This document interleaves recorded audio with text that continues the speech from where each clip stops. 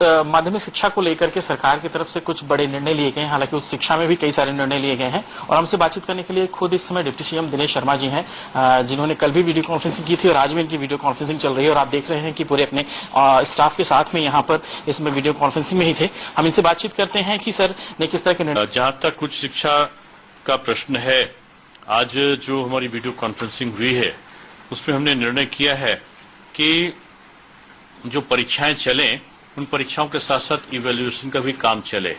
सुझाव के तौर पर यह दिया गया था कि परीक्षाएं जो हैं उनमें क्वेश्चन कम आए और तो कुछ विश्वविद्यालयों ने कहा कि कम क्वेश्चन के साथ कर सकते हैं। कुछ विश्वविद्यालयों की कठिनाई ये थी कि उनके पर्चे छप चुके थे, तो ये विश्वविद्यालयों पर छोड़ा गया है कि वो 2 शिफ्ट में कराते हैं कि 3 शिफ्ट में कराते हैं। हमारी कोशिश यही होगी कि 2-3 शिफ्टों में परीक्षाएं कराई जाएं।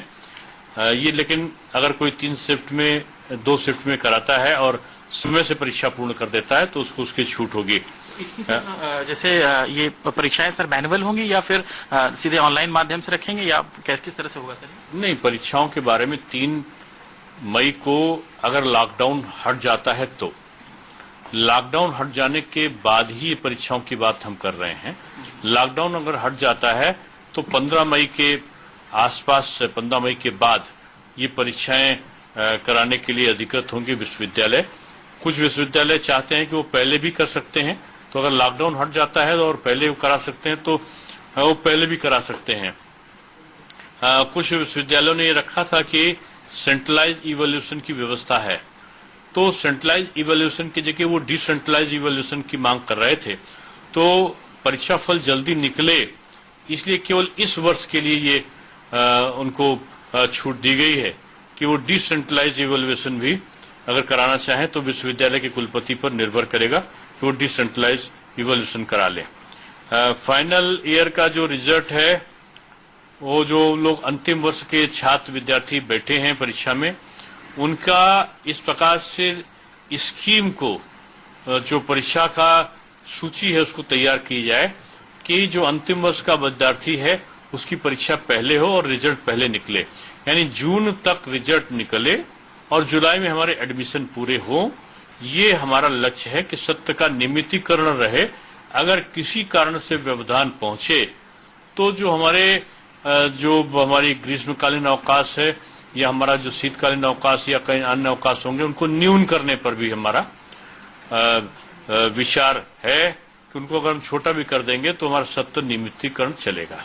सर माध्यमिक में भी क्या ग्रीष्मकालीन अवकाश को न्यून किया जाएगा, ऐसा कुछ? नहीं, माध्यमिक में तुम्हारी परीक्षाएं हो ही चुकी हैं, तो माध्यमिक में हमारी जब ग्रीष्मकालीन परीक्षाएं हो चुकी हैं तो जो बच्चों का सत्र अभी हम शुरू कर रहे हैं ऑनलाइन, उनको हमने शुरू ही कर दिया है, तो इसलिए अगर आवश्यकता पड़ी तो न्यून किया जा सकता है। ये लॉकडाउन पे निर्भर करेगा। सर इसमें कुछ ऐप वगैरह दे रहे हैं कि इस ऐप को बच्चे डाउनलोड करें या कैसे, मतलब वो ऑनलाइन? देखिए, जो स्कूल के एनसीईआरटी का दीक्षा पोर्टल ऑलरेडी अपलोड है और उसके आधार पर पढ़ाया जा सकता है। इसके अलावा कई और शिक्षा के चैनल में इस प्रकार की व्यवस्था है ऑनलाइन टीचिंग की, तो उसकी सहायता वो लोग ले सकते हैं। इस बार sir 7th, 9th and 11th के बच्चों को पास किया गया है, इवन 10th और 12th के रिजल्ट का लोग इंतजार कर रहे हैं।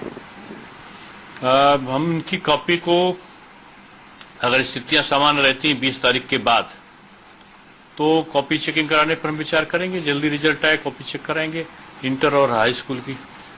माध्यमिक की क्लासेस सर ये मान के चलें कि लॉकडाउन के बाद शायद अगर सब कुछ ठीक ठाक, ऑनलाइन क्लासेस हमारी शुरू हो गई है। नहीं सर, मैनुअल क्लासेस लॉकडाउन के बाद क्या ऐसा कुछ लिया जा सकता है निर्णय की लॉकडाउन खत्म हो तो? आवश्यकता पड़ेगी तो हम कर सकते हैं। जी बिल्कुल। तो ये थे डिप्टी सीएम साहब दिनेश शर्मा जी। जाहिर सी बात है कि उच्च शिक्षा को लेकर के जिस तरह के निर्णय हैं कि उच्च शिक्षा के जो भी एग्जाम्स हैं वो अगर लॉकडाउन खत्म होता है तो जाहिर है कि उसके बाद कुछ तारीखें आ सकती हैं।